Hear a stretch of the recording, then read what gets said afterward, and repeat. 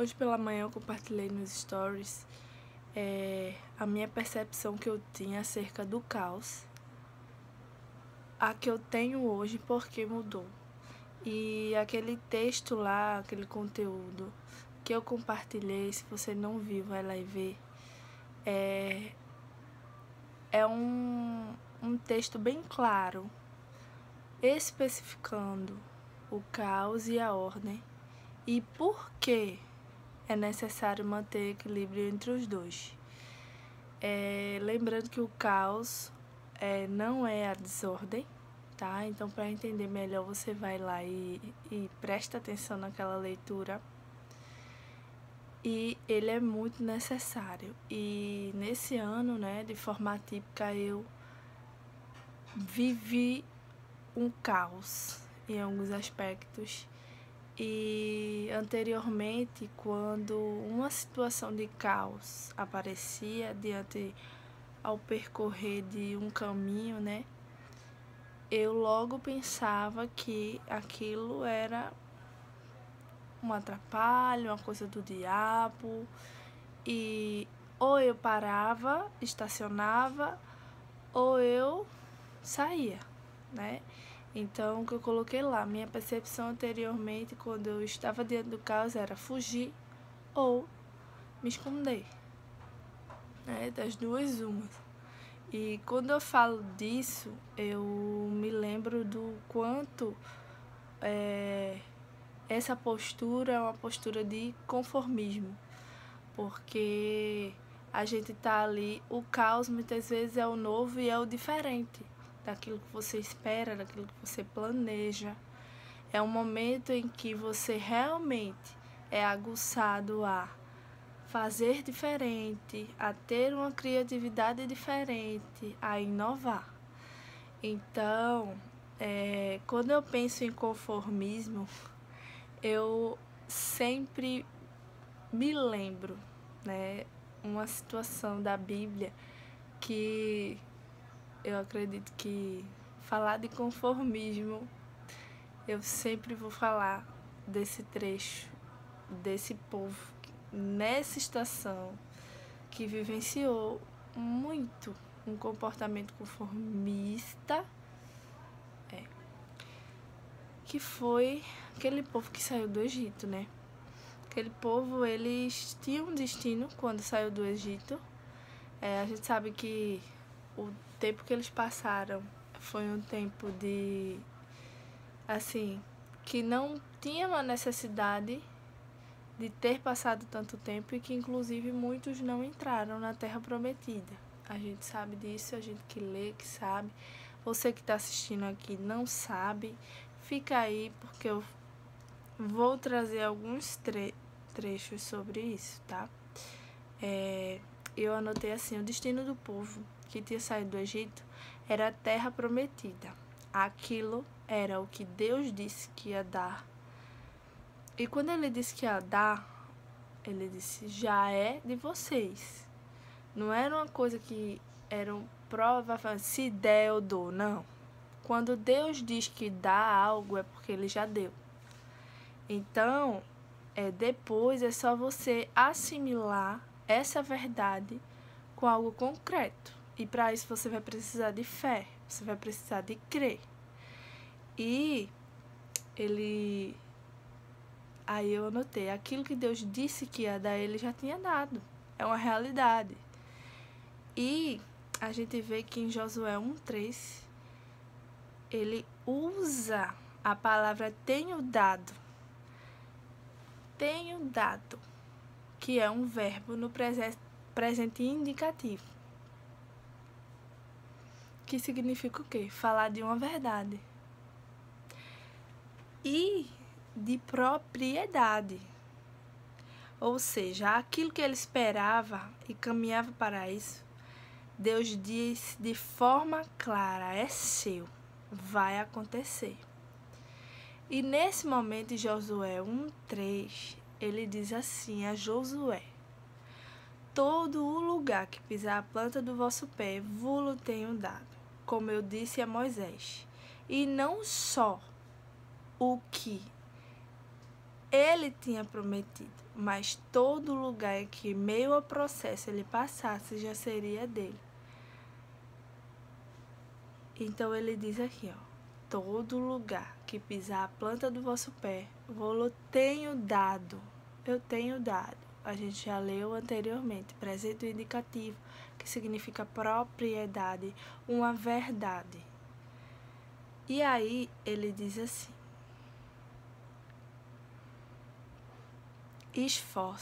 esforça-te e tem bom ânimo.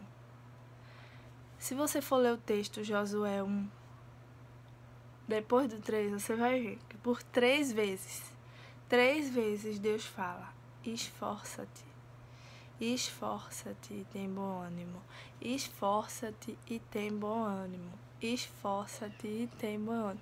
Por 3 vezes ele falou. E esse reforçar de significado tem um significado, né?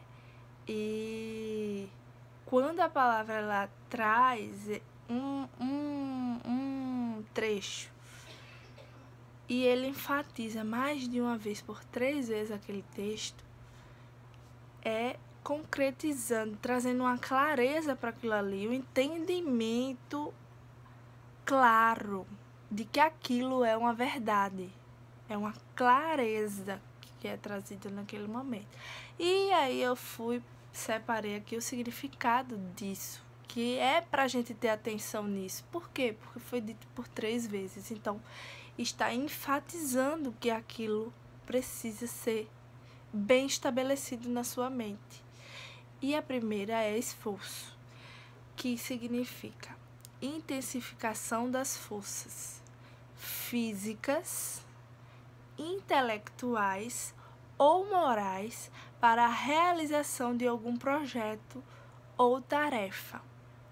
É interessante a gente analisar que quando a gente pega o significado de esforço, ele fala de uma intensificação, primeiramente, das forças físicas. E isso me leva a refletir. Por quê? Porque muitas vezes a gente acha, quando Deus traz um direcionamento, quando você almeja algo, você às vezes, por vezes, pensa que o que faz você realizar aquilo ali, aquilo se concretizar, tem a ver com a sua capacidade intelectual ou moral, aquilo que as pessoas já conhecem de você, você tem moral para isso, você tem um gabarito, você tem uma experiência, você tem isso, você já tem algo intelectualmente falando, você é capaz. Mas quando ele traz aqui o significado de esforço, ele fala primeiro de uma intensidade de força física. Muitas vezes você tem até a capacidade intelectual, mas você não consegue se mover de acordo com a entrega que a situação exige. E você associa a sua capacitação. Não, eu preciso saber mais sobre isso para poder fazer isso. Muitas vezes aquilo, se você tiver o esforço de começar a fazer, é claro, com o conhecimento que você tem, já vai ser um início, né? Muitas pessoas têm manias de só se mover em algo se ela tiver certificada para aquilo.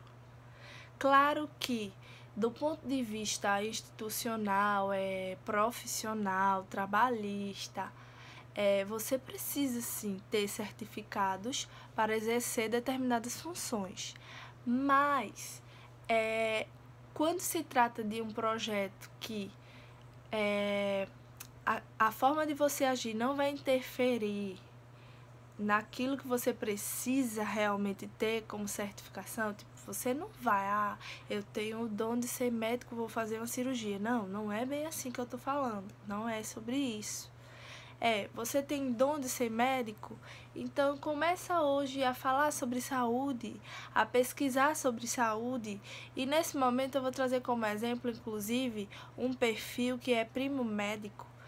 Ele estava estudando medicina e ele começou a trazer conteúdos de medicina e ele não falava nada, ele só apontava assim e viralizou E hoje o Instagram dele é bem grande, tem uma quantidade significativa de seguidores.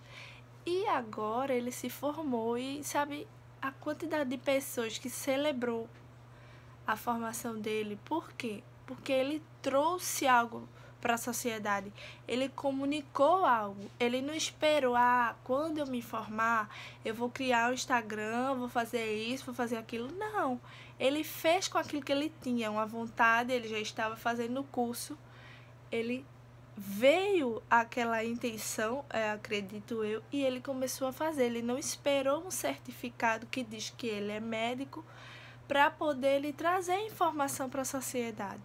E eu tenho certeza que muita gente, através dos conteúdos dele, conseguiu entender várias coisas, inclusive despertou interesse de buscar profissionais realmente para poder melhorar a sua saúde.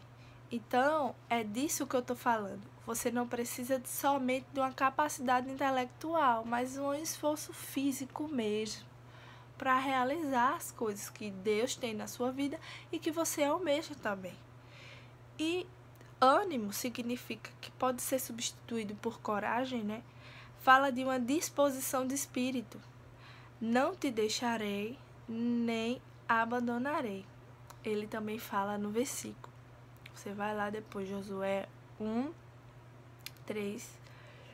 Você vai lendo tudinho. Todo Josué é ótimo de ler. Mas aí você lê o 1 todinho, que você vai entender o que eu tô falando. Então, o ânimo, ele pode ser substituído por coragem, ou seja, ter coragem, ter uma disposição dentro de você. E não só nesse trecho, mas em vários trechos que Deus vai falar com o profeta, ele vai falar com Jeremias, ele vai falar com Isaías, ele sempre está falando: esforça-te, desperta, levanta-te, porque precisa, gente, de uma ação mesmo. E às vezes, quando a gente se move, o caos se levanta. A gente se move de lugar, aí de repente é um caos, e aí você pensa, é o diabo, vou parar, vou voltar, não sei o quê. Não necessariamente. Então, eu vou dar continuidade mais pra frente, eu vou falar de discernimento no espírito. É muito importante, principalmente para você que é cristão, porque você precisa entender as estações, o tempo de se mover, e de se mover em meio ao caos. Vai existir esse tempo para poder você crescer, para poder você avançar. Se for tudo da forma que já está planejada, que está dentro dos seus esforços, do seu intelectual, tá tudo bem, tá confortável, tá conformismo. A partir do momento que sai nisso, é para romper um limite que existe inclusive em você, na sua mente. Então, deixa eu continuar aqui. No versículo, Deus diz: não te deixarei nem abandonarei. Ou seja, entender que em meio ao caos você também não está sozinha. Você não está sozinho. Ele mesmo estava naquele momento com Josué falando, ele falou 3 vezes: esforça-te, tem bom ânimo, preste atenção. Tem que ter um esforço, tá? Tanto físico quanto intelectual. Procura ter estratégia e tal. Tem que ter também. Tenha ânimo, uma disposição de espírito, de fazer, de querer fazer. E, detalhe, eu tô contigo.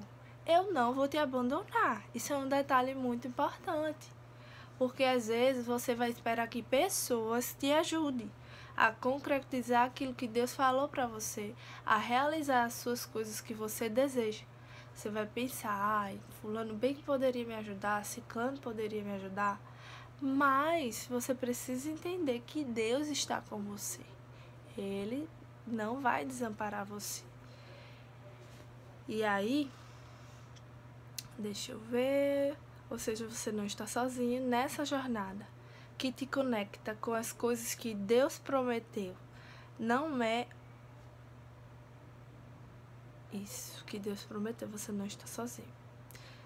Aí, sobre a capacidade específica, sobre esforço, coragem e ânimo, fé no que ele disse que faria e onde ele estaria. Você tem que ter clareza disso. Tem que ter fé em relação a isso, tem que crer. Né? Ele disse que lhe daria. A terra prometida é o caso em questão aqui nesse versículo de Josué. Ele já sabia que era uma verdade. Eles já haviam caminhado muito tempo em meio a isso. E de repente a responsabilidade veio para Josué, mas era uma responsabilidade de tipo, só faz a tua parte, se esforça, né? Se esforça, tenha bom ânimo, tenha uma disposição de espírito, queira isso, porque você já sabe que é a verdade, queira. Eu estou com você, né? E segue, porque vai realizar. E a gente vê que mais pra frente Josué começa, né, a mover as coisas, a determinar coisas. Ele se move, ele não fica só ouvindo aquilo que Deus diz para ele se move naquilo que Deus diz. E a gente vê que ele realiza, que ele desfruta, né? Em Mateus 17, houve uma situação em que um pai, aí eu já vou migrar para uma mudança nesse assunto, mas que é importante você considerar, porque agora a gente vai falar de fé. Em Mateus 17, tem uma situação em que um pai trouxe um menino endemoniado para Jesus e disse que anteriormente ele tinha pedido aos discípulos para curar o menino, mas eles não tinham conseguido. E aí, Jesus prontamente, né, chamou o menino, resolveu o problema. A gente tem que aprender com Jesus. O rapaz veio reclamando, olha, eu trouxe o menino endemoniado, ele tem um problema, contou a ele. Eles não resolveram esse problema. Jesus, tá bom, chama o menino, cura o menino, aprenda com Jesus, resolve o problema. Aí depois tu resolve a outra parte, que é falar com os discípulos, né? Até porque o que aconteceu, né? Enfim, aí chamou o menino, curou o menino, resolvido o problema, né? Em seguida, os discípulos perguntam: por que, mestre, a gente não conseguiu antes curar o menino? Aí ele respondeu: porque a fé que vocês têm é pequena. Eu asseguro que se vocês tiverem fé do tamanho de um grão de mostarda, poderão dizer a este monte: vá daqui para lá, e ele irá. Nada será impossível para vocês. Vamos lá, é de fé que a gente está falando. A gente ouve muito esse versículo do monte que move, né? Uma fé que move o monte. Existe uma fé que move o monte, gente. E existe uma fé que é para tu também ter coragem para subir um monte. Não esse especificamente. Mas presta atenção comigo. Lá em Josué, além da fé que ele já tinha na promessa, ele acreditava, ele precisava acreditar que ele precisava, a parte dele, ter um esforço físico também. Muitas vezes a gente vai precisar dessa fé. Mas vamos lá, seguir. Existe um nível de fé que ela move as coisas do lugar. Nesse momento, Jesus disse que a fé que eles tinham era pequena. E eles até tentaram resolver o problema. Me faz pensar o texto que faz a referência ao monte, né? Ele faz referência ao monte, o problema como um monte. A tentativa deles de resolver, escalando o problema, o monte, um esforço físico. Eu mesmo já vi algumas coisas de uma pessoa tentando resolver um problema de demônio assim, pensando que é uma briga entre ela e o demônio. Não é, gente, não é. Em meu nome expulsarão o demônio. Você não tem que estar brigando com o demônio, né? No nome de Jesus. Entendeu? Mas vamos lá, vamos continuar. Aí, na tentativa deles resolver, talvez eles estavam tentando escalar aquele problema, porque eles não conseguiram resolver. O esforço físico, né? Mas vem Jesus e diz: tem uma fé do tamanho de um grão de mostarda, que lembrando, o grão é bem pequenininho, mas resolveria o problema. Porque não é sobre enfrentar o problema, mas sobre resolver o problema. Muitas vezes a gente vai querer enfrentar o problema, um esforço físico para enfrentar o problema. quando na verdade a gente só tem que resolver. É uma coisa simples, é cura. Em nome de Jesus expulsaram o demônio. Ele já tinha dado autoridade a eles, tá, gente? Nesse trecho. Então, tem coisas no reino espiritual e naturalmente falando, você cristão, a forma que você se move, vai haver momentos que você vai precisar enfrentar um problema. E vai haver momentos que você vai precisar resolver o problema. Tanto no enfrentar quanto no resolver, no final tem que ser solucionado, tá? Então você tem que ter discernimento para saber, esse problema é para ser enfrentado, requer um esforço meu físico para realmente eu crescer com isso, crescer com esse caos, ou é um problema que Deus já deu uma ordem, já me garante na palavra dele que se eu fizer assim, se eu disser em nome dele, se acontecer assim, já está feito, então eu preciso fazer dessa forma. Mas vamos lá, dando continuidade. Parafraseando, né? Quando ele diz, ele move um monte de lugar, posteriormente ele fala de jejum e oração. O que me faz entender que o que faltou nesse momento para os discípulos não foi fé. Porque era pequena, né? Ele diz que era uma fé pequena, mas que não tinha fé. Mas o que faltou nesse momento não foi fé, porque a gente já sabe que era pequena. Foi um discernimento. Por que discernimento? Porque uma vida de jejum, palavra e oração melhora o discernimento. Naquele momento, eles não conseguiram, não foi porque não tinha fé. Tenho certeza que eles devem ter falado, inclusive, o nome de Jesus também, que eles já sabiam que era desse jeito. Mas tem coisa que precisa ser discernida naquele momento. E aí, te coloca no equilíbrio de entender que a dependência é de Deus. Sua dependência é de Deus. Você depende dele. Aquilo que, o poder dele que já foi liberado, que você tem acesso, tem autoridade, precisa estar conectado com a dependência dele. Não é você tentar resolver um problema natural de forma natural, mas entendendo que vem dele esse poder. Clareza disso. Enfim, vamos continuar. Considerar o poder dele. Quando a gente considera o poder dele, a gente desfruta. Em resumo, Deus é soberano e poderoso para fazer grandes coisas. E agora eu vou dar meu fechamento, né, de resumo. De tudo que a gente falou hoje. Deus é poderoso, presta atenção. Deus é poderoso para fazer aquilo que ele prometeu. Entendeu? Grandes coisas, inclusive. Ele está com você. Outro detalhe importante. Esse é o resumo já, tá, gente? Ele está com você. Outro detalhe importante. Ele conta com você também. Tem coisa, esforço físico. Ele quer realizar coisas em você e através de você, tá? E nessa jornada existe uma coisa chamada processo. O obstáculo não é para te parar. Lembra que eu falei o caos do início?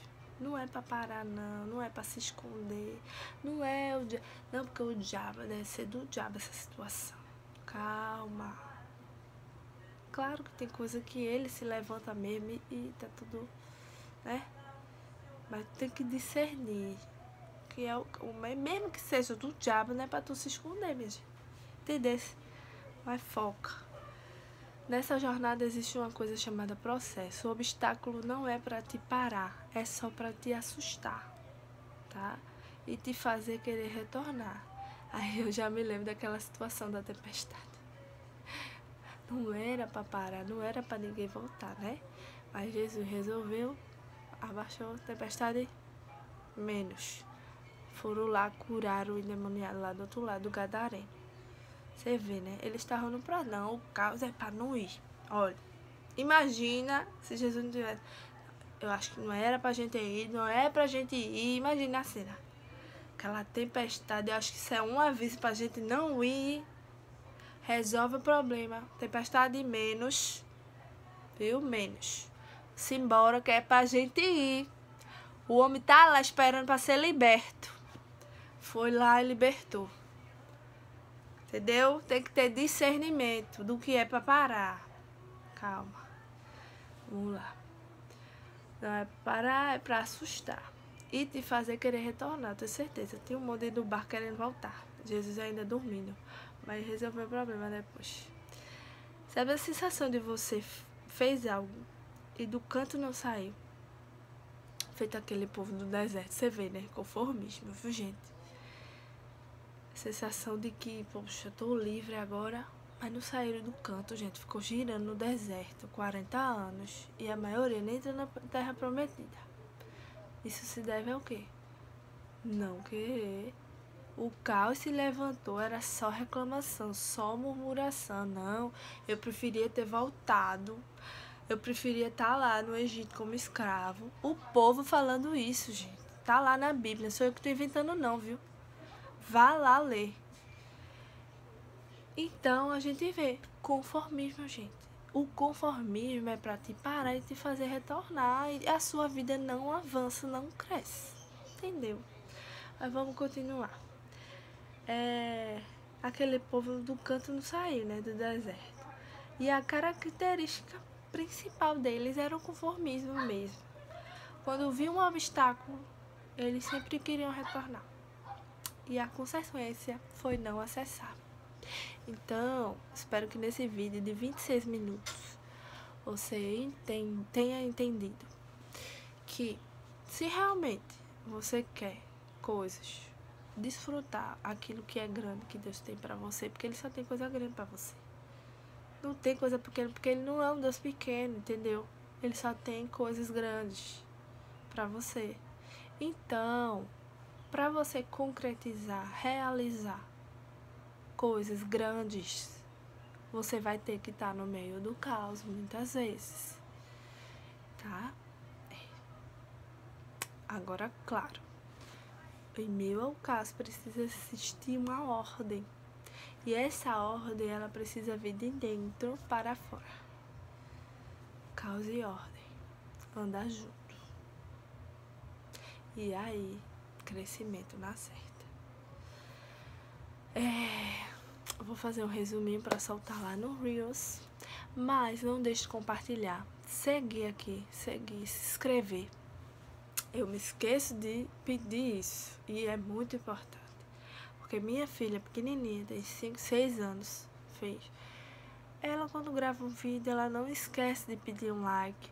Ela não esquece de pedir para compartilhar. E eu, às vezes, esqueço. E isso tem me custado muito. Por quê? Eu poderia agora estar já com muitos inscritos. Mas eu não peço a ninguém para se inscrever. Como é que eu vou ter? Eu posso reclamar porque eu não tenho? Não, porque eu nunca pedi. Então agora eu estou pedindo. Aí você se inscreva no canal. Compartilhe.